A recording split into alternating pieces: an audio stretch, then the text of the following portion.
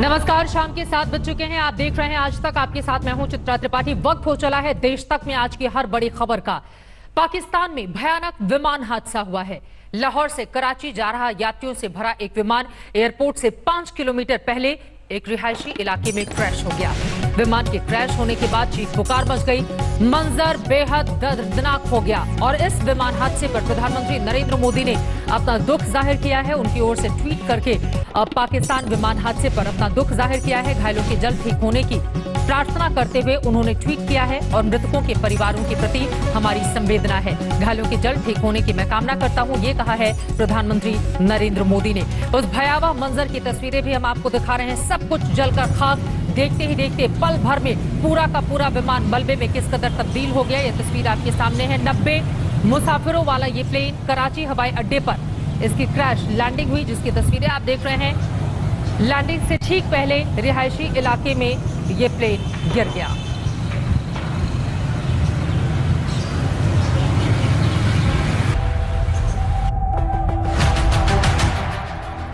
पूरा इलाका धुआं धुआं है। अफरा तफरी का माहौल है।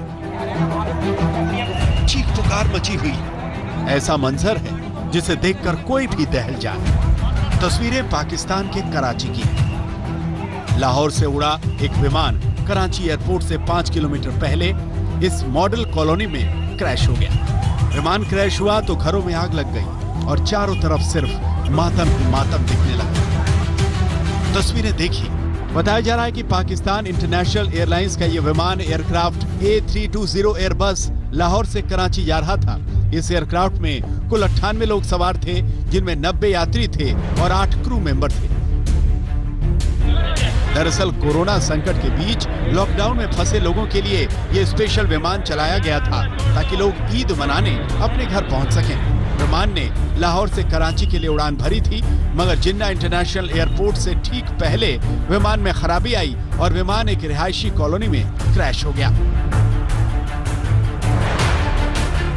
हादसा इतना भयानक था कि आफत मच गई। तुरंत ही पाकिस्तान की क्विक रिएक्शन फोर्स मौके पर पहुंची। एम्बुलेंस की कतारें लग गईं, क्योंकि धुएं का गुबार और लोगों के बीच दहशत में कुछ समझ नहीं आ रहा था कि किसे क्या हुआ है। एक तरफ नेस्तनाबूद हो चुका विमान था, दूसरी ओर जिन घरों पर यह विमान गिरा था उस इलाके के लोग थे। चारों ओर मातमी माहौल, भयानक अफरा तफरी और चीख पुकार मची हुई थी। ऐसे में यहाँ मदद के लिए पहुंचे पाकिस्तानी आर्मी की टीम के सामने लोगों को हटाने और मलबे में फंसे लोगों को निकालने की दोहरी चुनौती थी। मदद का काम तो शुरू हो गया है, मगर जिस तरह यह हादसा हुआ उसने पूरे पाकिस्तान को दहला कर रख दिया है। आज तक ब्यूरो। लैंडिंग के कुछ ही वक्त पहले हुआ ये भयानक हादसा और उसके बाद वहां का मंजर, जिसकी तस्वीरें आपने देखी। प्रधानमंत्री नरेंद्र मोदी की ओर से पाकिस्तान में हुए इस विमान हादसे पर दुख जाहिर किया गया है। बाकायदा उन्होंने ट्वीट किया है। उनकी ओर से लिखा गया है, पाकिस्तान में एक विमान दुर्घटना की वजह से हुए जानमाल के नुकसान से गहरा दुख हुआ। मृतकों के परिवारों के प्रति हमारी संवेदना है और घायलों के जल्द स्वस्थ होने की कामना करते हैं। प्रधानमंत्री नरेंद्र मोदी ने इस ट्वीट के जरिए इस विमान हादसे पर अपना दुख जाहिर किया है। वही विमान हादसे ने पूरे पाकिस्तान को हिलाकर रख दिया। पाकिस्तान के प्रधानमंत्री इमरान खान ने हादसे पर दुख जताया है, मगर आपको दिखाते हैं हादसे का पूरा सच। कैसे विमान में खराबी आई, विमान कैसे क्रैश हुआ और क्रैश होने के पहले पायलट ने क्या कहा। ईद से महज 2 दिन पहले कराची में तबाही मच गई। लाहौर से 98 लोगों को लेकर कराची में उतर रहा विमान हादसे का शिकार हो गया। हादसे की जांच के आदेश दे दिए गए हैं, लेकिन पायलट और एटीसी के बीच हुई आखिरी बातचीत से यह साफ हो गया है कि विमान के दोनों इंजन फेल हो गए थे। एटीसी ने विमान को उतरने की हरी झंडी दे दी। ये कहा कि दोनों रनवे तैयार हैं, लेकिन पायलट ने राउंड लगाने के बाद उतरने का फैसला किया। इसके बावजूद वो विमान को लैंड कराने में नाकाम रहा। सुनिए एटीसी और पायलट के बीच क्रैश होने से पहले ये आखिरी बातचीत। 8303 अप्रोच। जी sir. Appears to be turning left. We'll proceeding back, sir. We have lost engines. Confirm you are carrying out belly landing. Runway available to land at 25. Roger. Mayday, Pakistan 8303. SN8303 Roger sir, both runways available to land. वहीं PIA के CEO का कहना है कि विमान हादसे की जांच से यह साफ होगा कि आखिर यह हादसा कैसे हुआ, लेकिन पायलट के बयान से हादसे की वजह का पता चलता है। इंजन फेल हो जाने की वजह से ही विमान पायलट के काबू से पूरी तरह बाहर हो चुका था। उसने विमान को रनवे की तरफ मोड़ने की कोशिश की। एटीसी ने उसे संकेत भी दिया कि वो बाएं मुड़ जाए, लेकिन इंजन फेल होने की वजह से पायलट के सामने कोई चारा नहीं था। लाख कोशिशों के बावजूद विमान सीधा रिहायशी इलाके की तरफ बढ़ गया। वहां इमारत से टकराने के बाद जबरदस्त धमाका हुआ और फिर सब कुछ धुआं-धुआं हो गया। हादसे के बाद प्रधानमंत्री इमरान खान ने ट्वीट किया और कहा, पाकिस्तान इंटरनेशनल एयरलाइंस के क्रैश से हैरान और दुखी हूं। मैं पीआईए के सीईओ अरशद मलिक के संपर्क में हूं। वो कराची के लिए निकल गए हैं। रेस्क्यू और रिलीफ टीम मौके पर है। इस वक्त यही हमारी प्राथमिकता है। तत्काल जांच के आदेश दे दिए गए हैं। मृतकों के परिवार वालों के लिए दुआएं और संवेदनाएं व्यक्त करता हूं। इमरान ने संवेदनाएं व्यक्त कर दी हैं और अब वहां लोगों का बचाव काम जारी है। आज तक ब्यूरो। यकीनन बेहद दुखद और भयावह ये विमान हादसा। 90 मुसाफिर, 8 क्रू मेंबर, 98 लोग सवार थे। रिहायशी इलाके में जाकर क्रैश कर गया और उसकी तस्वीरें आपने देखी। वहां का मंजर बेहद भयावह। जैसे और जानकारी मिलेगी आज तक आप तक पहुंचाता रहेगा इस खबर से जुड़ी हुई हर एक जानकारी। आगे बढ़ते हुए प्रधानमंत्री नरेंद्र मोदी ने आज अम्फान से तबाह बंगाल और ओडिशा का हवाई सर्वे किया है। बंगाल के लिए उन्होंने जहां तत्काल 1000 करोड़ रुपए की राहत का ऐलान किया, तो वहीं ओडिशा को 500 करोड़ रुपए की मदद का वादा किया है। पश्चिम बंगाल में मची तबाही ने राजनीति की डिस्टेंसिंग थोड़ी कम कर दी है। ममता बनर्जी ने पीएम मोदी से बंगाल आने और अपनी आंखों से मची तबाही देखने को कहा था। उसके अगले ही दिन पीएम मोदी कोलकाता पहुंचे और उसके बाद ममता बनर्जी के साथ बंगाल में अम्फान की तबाही का सर्वे किया।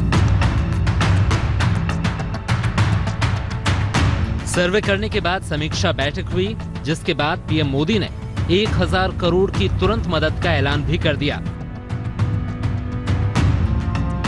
राज्य सरकार को कठिनाई न हो, इसके लिए एक एडवांस असिस्टेंस के रूप में 1000 करोड़ रुपया भारत सरकार की तरफ से व्यवस्था की जाएगी। पीएम मोदी ने चक्रवाती तूफान में मारे गए लोगों के परिजनों को 2 लाख और गंभीर रूप से घायलों के लिए 50,000 रुपए का ऐलान किया। हालांकि इस ऐलान के बाद बंगाल में बीजेपी के नेताओं ने ये कहना शुरू कर दिया कि पैसा बंगाल सरकार को देने के बजाय सीधे लोगों के खाते में भेजा जाए। ऐसे बयान बीजेपी टीएमसी की सियासी जंग को देखते हुए हैरान नहीं करते। लेकिन पीएम मोदी के ओडिशा के लिए रवाना होने के बाद मीडिया के सामने आई ममता बनर्जी ने कहा कि ये समय सियासत का नहीं है। At this hour of crisis, what we feel that we must work together. There are so many departments from Government of India also, I said, from irrigation you can take us, from National Highway Authority, so there are so many state highway is been broken and the village road is also the condition is very bad. You can help us from National Highway. So like this, there are so many areas, they can also help us because there are also existence, state government existence is also there in this country. पश्चिम बंगाल में तूफान की तबाही का सर्वे करने के बाद PM Modi Orissa रवाना हुए। भुवनेश्वर एयरपोर्ट पर मुख्यमंत्री नवीन पटनायक, राज्यपाल गणेशी लाल समेत तमाम उच्च अधिकारी मौजूद थे। उड़ीसा में भी पीएम मोदी ने उन इलाकों का हवाई सर्वे किया जहां अम्फान ने तबाही मचाई है। कोलकाता में मनोज्ञा लोईवाल के साथ मोहम्मद सुफियान, भुवनेश्वर, आज तक। संकट की इस घड़ी में बहुत ज्यादा जरूरी हो जाता है कि केंद्र और राज्य सरकारें एक साथ कदम मिलाकर आगे बढ़ें ताकि कम से कम लोगों को राहत मिल सके। और आज उसी तरह की तस्वीर पश्चिम बंगाल से लेकर ओडिशा तक देखने को मिली है। लेकिन बस को लेकर सियासत जारी है। पहले मजदूरों के नाम पर राजनीति हुई और अब छात्रों को लेकर राजनीति जारी है। पहले प्रियंका गांधी ने योगी सरकार को फ्री में 1000 बसों की पेशकश की, लेकिन अब खुलासा हुआ है कि राजस्थान की कांग्रेस सरकार ने छात्रों को लाने ले जाने के लिए जो बसें दी थीं, योगी सरकार से उसके पैसे भी मांग लिए।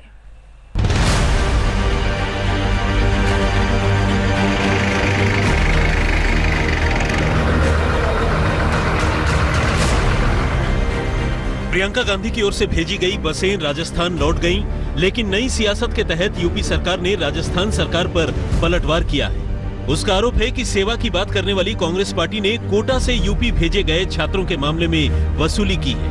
नए सिरे से इस सियासत की शुरुआत सचिन पायलट की प्रेस कॉन्फ्रेंस से हुई, जिसका जवाब यूपी के उप मुख्यमंत्री ने दिया। जब कांग्रेस पार्टी ने पहल कर बसों का इंतजाम कर दिया, यूपी की सरकार तिलमिला गई और बहाने ढूंढकर जो निर्मम काम किया वो अब पूरी तरह एक्सपोज हो चुकी है। सारे दस्तावेज हमारे पास हैं, आंकड़े हमारे पास हैं, और ये आज इसलिए आपके बीच में आना जरूरी पड़ा क्योंकि एक तो वो गलत काम कर रहे हैं, ऊपर से सीना जोड़ी कर रहे हैं। निरीह बच्चों के बस से भिजवाने का किराया वसूल रहे। 94 बसों का किराया वो 36,36,000 और 664 रुपया का भुगतान दे रहे हैं, और दूसरी तरफ ये संवेदना व्यक्त करते हुए कह रहे हैं कि हम राजस्थान की बसें आपको बॉर्डर पे भेज रहे हैं। इस बहस में राजस्थान के परिवहन मंत्री प्रताप सिंह भी कूदे। उन्होंने कहा कि यूपी राज्य परिवहन निगम ने 18 अप्रैल को उन्हें एक चिट्ठी भेजी। इसमें लिखा कि कोटा भेजी गई यूपी की बसों में डीजल डलवा दिया जाए। डीजल का पैसा यूपी सरकार बाद में दे देगी। राजस्थान सरकार ने डीजल डलवाया और छात्रों को लेकर बस कोटा पहुंच गई, लेकिन 27 अप्रैल को यूपी परिवहन निगम ने फिर पत्र लिखकर कहा कि बसों में डलवाए गए डीजल और अतिरिक्त बसों का बिल भेज दें, उसका भुगतान कर दिया जाएगा। लेकिन यूपी के उप मुख्यमंत्री का कहना है कि डीजल डलवाने के लिए राजस्थान सरकार ने 18 अप्रैल को लिखित में पत्र मांगा था। उसके बाद डीजल का पैसा चुकाए जाने के लिए राजस्थान सरकार ने 36 लाख रुपए का रिमाइंडर भेज दिया। उन्होंने फिर से एक रिमाइंडर भेजा, और रिमाइंडर की कॉपी आपको उपलब्ध हो जाएगी। ये रिमाइंडर भेजा उन्होंने कि आपको जो 94 बसें दी गई थी, उन बसों का जो भुगतान है वो आपने अभी तक नहीं किया है। 27 अप्रैल को एक लेटर आता है, उत्तर प्रदेश राज्य परिवहन निगम एक लेटर भेजती है, कहती है कि जो बच्चों को आपने बच्चों की बसों में जो आपने डीजल डलवाया था, आप उनका एक बिल हमारे पास भेज दीजिए, क्योंकि हमें उस बिल का पेमेंट करना है। हमने बिल भेज दिया। 36 लाख का बिल था, उन्होंने 19 लाख चुका दिए। एक नॉर्मल प्रोसीजर हुआ दोनों बोर्डों के बीच में। भले ही राजस्थान सरकार इसे सामान्य सी बात कह रही हो, लेकिन यूपी की बीजेपी सरकार ने इसे मजदूरों के लिए बस के ऑफर से जोड़ दिया। अब दोनों के बीच एक दूसरे को कटघरे में खड़ा करने की सियासत चल रही है। इसी सिलसिले में यूपी की बसों का रजिस्ट्रेशन नंबर ऑटो और टू व्हीलर के नाम पर होने के आरोप भी लगाए गए। ये मौके पे बस है, अलवर की कई बस थी, हमने देखा ये बस खड़ी है, ये टू व्हीलर कैसे आ रहा है। हमने तहकीकात की कैसे करें। हम फिर साइट पे गए कि थ्री व्हीलर दिखा रहा है। फिर हमने कहा यूपी की जो बसें आई है उनको देखे, उनमें नहीं है। तो यूपी की बसें जो आई थी कोटा लेने 17, 18, 19 को छात्रों को लेने, उनका रिकॉर्ड देखे तो उसमें भी थ्री व्हीलर दिखा रहा है। हाँ, तो हमने देखा कि ये तो साला कंप्यूटर में गड़बड़ है। तो हम ये दिखा रहे हैं कि हम उन पे आरोप नहीं लगा रहे, हम ये दिखा रहे हैं कि जब कंप्यूटर तुम्हारी रोडवेज की बसों को थ्री व्हीलर दिखा सकता है, तो हमारी बसों को भी तो थ्री व्हीलर दिखा रहा होगा। ऐसे आरोपों से ये बात साफ हो गई है कि बस को लेकर कांग्रेस बीजेपी की सियासत फिलहाल थमने वाली नहीं है। शरद कुमार, जयपुर, आज तक। बसों के आगे बेबस सियासत का ये रूप हर रोज नया नया सामने आ रहा है। इन सब के बीच एक बड़ी जानकारी आपको दे दें। बड़ी खबर यह है, सोनिया गांधी की अध्यक्षता में विपक्षी नेताओं की वीडियो कॉन्फ्रेंसिंग के माध्यम से जो बैठक चल रही है वो बैठक जारी है। सोनिया के नेतृत्व में विपक्ष की ये बैठक लगातार जारी है। सोनिया गांधी की ओर से अपनी तमाम बातें रखी गई हैं सामने। अम्फान को राष्ट्रीय आपदा घोषित करने की मांग भी सामने निकल कर आई है। आपको बता दें कि अम्फान तूफान के कारण पश्चिम बंगाल और साथ ही ओडिशा का जो हाल हुआ है वो लगातार कई सवालों को जन्म दे रहा है। इसी वजह से कुछ लोगों की ओर से, विपक्षी नेताओं की ओर से इस बारे में मांग की गई है कि अम्फान को राष्ट्रीय आपदा घोषित किया जाए।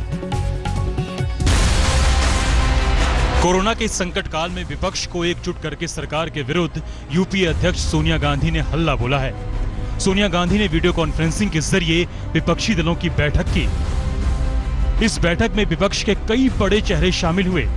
इनमें एनसीपी अध्यक्ष शरद पवार, सीताराम येचुरी, तेजस्वी यादव, स्टालिन और संजय राउत जैसे नेता अपने अपने दलों का प्रतिनिधित्व कर रहे थे। गैर बीजेपी राज्यों के कई मुख्यमंत्री भी बैठक का हिस्सा रहे। मगर हैरानी की बात यह है कि इस बैठक में एसपी, बीएसपी और आम आदमी पार्टी ने हिस्सा नहीं लिया। हालांकि आम आदमी पार्टी की ओर से कहा गया कि उन्हें इस बैठक में बुलाया ही नहीं गया था। किसी मीटिंग की ना आम आदमी पार्टी को सूचना है और ना ही हम लोग ऐसे मीटिंग में शामिल हो रहे हैं। बैठक में सोनिया गांधी ने सरकार पर करारे वार किए। कोरोना को 21 दिन में खत्म करने का पीएम का दावा धराशायी हुआ। सरकार के पास लॉकडाउन को लेकर कोई प्लान नहीं था। सरकार के पास कोरोना संकट से बाहर निकलने की कोई नीति नहीं थी। लगातार लॉकडाउन का कोई फायदा नहीं हुआ, नतीजे खराब ही निकले। कोरोना टेस्ट और पीपीई किट के मोर्चे पर भी सरकार विफल रही। अर्थव्यवस्था चरमरा गई। लॉकडाउन के नाम पर क्रूर मजाक हुआ। सारी शक्तियां पीएमओ के पास हैं। वो कर्मचारी और कंपनियों के हितों की सुरक्षा करें। जीडीपी की ग्रोथ न सिर्फ ये कि जीरो होने वाली है, बल्कि निगेटिव में जाने वाली है। आज हम सब कोरोना से लड़ाई लड़ रहे हैं, लेकिन इससे भी ज्यादा मुश्किल वक्त आर्थिक स्थिति के खराब होने के बाद आएगा। कांग्रेस के कदम से बीजेपी नेता और मोदी सरकार के मंत्री तिलमिला गए। उन्होंने पलटवार किया। संकट के समाधान का समय है, सियासी घमासान का समय नहीं है। कांग्रेस को हमारी बिना मांगी सलाह यही है, या उनके कुछ साथियों को, कि वो संकट के समाधान का हिस्सा बने, सियासी व्यवधान का हिस्सा न बने। मतलब साफ है, ना तो कोरोना संक्रमण की रफ्तार कम हो रही है और ना ही सियासी दिग्गजों की वार पलटवार वाली सियासत कम हो रही है। दिल्ली से हिमांशु मिश्रा के साथ आज तक ब्यूरो। आरोप प्रत्यारोप का दौर लगातार जारी है। इन सब के बीच देश की लाइफलाइन अब रफ्तार पकड़ने को तैयार है। 1 जून से 100 जोड़ी ट्रेनें पटरी पर उतर रही हैं और इसके लिए आज जैसे ही काउंटर खोले गए, 1.5 घंटे में ही करीब 2 लाख टिकट बिक गए। आते हैं लोग, जाते हैं लोग, पानी के जैसे ले जाने के बाद आते हैं यार, गुजरे हुए वो मेले, यादें मिटा रही है, यादें बना रही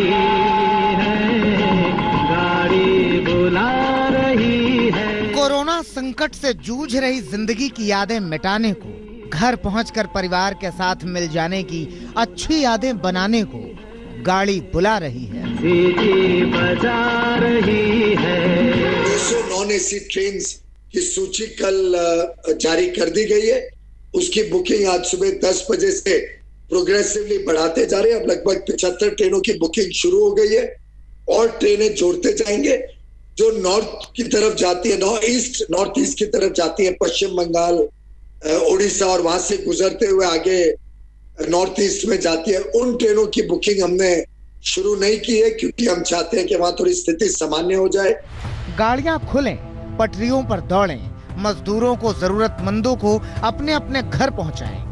इसलिए आज से खुल गए हैं 1,70,000 कॉमन सर्विस सेंटर और इन पर शुरू हो गई है टिकट की बिक्री। 1 जून से रेलवे 100 जोड़ी ट्रेनें चला रहा है। उसके मद्देनजर अब रिजर्वेशन काउंटर जो हैं वो आज से खुल गए हैं। सुबह से ही लोग जो हैं वो रिजर्वेशन काउंटर पर आ गए थे। आप देख सकते हैं लंबी लाइन जो है, ये वो तमाम लोग हैं जो अपने टिकटों को बुकिंग के लिए यहाँ पर पहुंचे हुए हैं। सुबह से ही लोग जो हैं वो यहाँ पर आ गए थे। बाकायदा इनको फॉर्म दिया जा रहा है जिसको सबमिट करके ये अंदर जा रहे हैं। अंदर उन्हीं लोगों को जाने दिया जा रहा है, पहले कुछ लोगों को जाने दिया जा रहा है ताकि सोशल डिस्टेंसिंग की चीजों को फॉलो किया जा सके। टिकट काउंटर तो खुल गए, लेकिन ज्यादातर जगहों पर टिकट काउंटर पर इक्का दुक्का ही लोग नजर आए। मुंबई के ज्यादातर स्टेशनों पर टिकट काउंटर खाली दिखे। अहमदाबाद और वडोदरा में भी टिकट काउंटर तो खुले, लेकिन कोरोना के खौफ के चलते लोग टिकट लेने काउंटर पर नहीं पहुंचे। मुरादाबाद में टिकट काउंटर पर लोग तो पहुंचे, लेकिन उनकी भी तादाद कम ही थी। पटना में भी टिकट काउंटरों के बाहर सन्नाटा ही दिखा। फिलहाल हम पटना में रेलवे स्टेशन पे मौजूद हैं। यहाँ पर आप देख सकते हैं जो बुकिंग काउंटर है, यहाँ पर फिलहाल भीड़ नज़र उतनी नहीं आ रही है। इक्का दुक्का लोग ही आ रहे हैं टिकट बनवाने के लिए, लेकिन फिलहाल 4 काउंटर्स जो है वो यहाँ पर जो है वो खोले गए हैं। कुल यहाँ इस बुकिंग सेंटर पर 28 काउंटर्स हैं, लेकिन अभी फिलहाल सिर्फ 4 काउंटर्स की जो है वो शुरुआत की गई है। भोपाल में भी टिकट कटाने गिने चुने लोग पहुंचे। रेलवे ने 1 जून से ट्रेनों की आवाजाही का मेगा प्लान तैयार किया है। 1 जून से 100 जोड़ी ट्रेनों की आवाजाही शुरू होगी। नई दिल्ली स्टेशन से 17 जोड़ी ट्रेन, निजामुद्दीन रेलवे स्टेशन से 9 जोड़ी ट्रेन, आनंद विहार स्टेशन से 5 जोड़ी ट्रेन, पुरानी दिल्ली स्टेशन से 2 जोड़ी ट्रेन, सराय रोहिल्ला स्टेशन से 1 जोड़ी ट्रेन और लखनऊ जंक्शन से 15 जोड़ी ट्रेन चलेंगी। इसी तरह देश के कई शहरों से ट्रेनों को चलाने की तैयारी पूरी हो गई है। ट्रेन सेवा को लेकर लोगों में इतना जोश है कि बुकिंग शुरू होने के 2 घंटे के भीतर ही करीब 1.5 लाख टिकटों की बिक्री हो गई। लेकिन कोरोना के खौफ के चलते टिकट काउंटरों पर ज्यादातर जगह सन्नाटा रहा। आज तक ब्यूरो। इधर दिल्ली में कई सरकारी अस्पताल के डॉक्टर आज ब्लैक रिबन डे मना रहे हैं। क्वारंटीन को लेकर सरकार का रवैया बदलने के बाद डॉक्टर काली पट्टी लगाकर काम कर रहे हैं। रविवार को शाम को 5 बजे 5 मिनट तक ताली बजा करके, थाली बजा करके, घंटी बजा करके हम उनके प्रति अपनी कृतज्ञता व्यक्त करते हैं। प्रधानमंत्री नरेंद्र मोदी ने जिन डॉक्टरों को कोरोना वॉरियर कहा था और उनका हौसला बढ़ाने के लिए ताली और थाली बजाने की अपील की थी, वही डॉक्टर पूरी दिल्ली के केंद्र और राज्य सरकार के अस्पतालों में काली पट्टी बांधकर काम करने को मजबूर हैं। सरकार इन स्वास्थ्य कर्मियों के, इन डॉक्टरों के, नर्सेज के, पुलिस कर्मियों के, स्वच्छता कर्मियों के लिए तालियां बजवाती है, थालियां बजवाती है, लेकिन अगले ही कुछ दिन बाद सरकार ये कहती है कि आप यहां से सीधा अपने घर चले जाओ। अगर ये फ्रंट लाइन वर्कर हैं, और जाहिर है कि ये हैं, ये अचानक अपने घर जाएं तो इनके बुजुर्ग माता पिता घर में होंगे, छोटे बच्चे होंगे परिवार के, और बाकी लोग हैं, क्या उनको इनसे खतरा नहीं होगा? इन डॉक्टरों की मांग है कि सरकार इनके पर्याप्त क्वारंटीन का इंतजाम करे। अब तक इन्हें 5 सितारा होटलों में रखा गया था, लेकिन अब इनसे कहा जा रहा है कि ये घर चले जाएं और फिर वहीं से ड्यूटी के लिए आएं। अभी हमें 14 दिन के लिए पहले क्वारंटीन के लिए बोला गया था, लेकिन अभी इसमें क्या है कि गवर्नमेंट ने एकदम से बोल दिया है कि आपको कोई क्वारंटीन नहीं दिया जाएगा, सिर्फ उनको दिया जाएगा जिनके या तो पीपी खराब हुए हैं या फिर सिम्टम आते हैं या फिर टेस्ट पॉजिटिव आता है। मैं यही कहना चाहूंगा कि जरूरी नहीं है कि कोरोना के होने के बाद भी हर मरीज, हर डॉक्टर को सिम्टम आए। एक जवान भी अगर जाता है बॉर्डर पे तो वो सिर्फ अपनी जान खतरे में डालता है। यहाँ पे हमारे साथ साथ हमारे परिवार, हमारे बच्चों, हमारे माता पिता की जान को क्यों खतरे में डाला जा रहा है? क्वारंटीन बहुत जरूरी है और ये कोई छुट्टी नहीं है हमारे लिए, ये हमारा अधिकार है जिससे कि हम कोरोना वॉरियर से कोरोना कैरियर नहीं बने। इस बात को लेकर LNJP, lady Hardinge, RML, GTB, Sanjay Gandhi समेत कई अस्पतालों के डॉक्टर ब्लैक रिबन प्रोटेस्ट में शामिल हैं। ईशा गुप्ता के साथ संजय शर्मा, दिल्ली आज तक। नमस्कार, मैं हूं अंजना ओम कश्यप। हमें उम्मीद है ये वीडियो आपको पसंद आया होगा। लेटेस्ट खबरों के लिए यूं ही देखते रहिए आज तक, और इस वीडियो के पसंद आने पर लाइक, शेयर एंड सब्सक्राइब करना ना भूलें।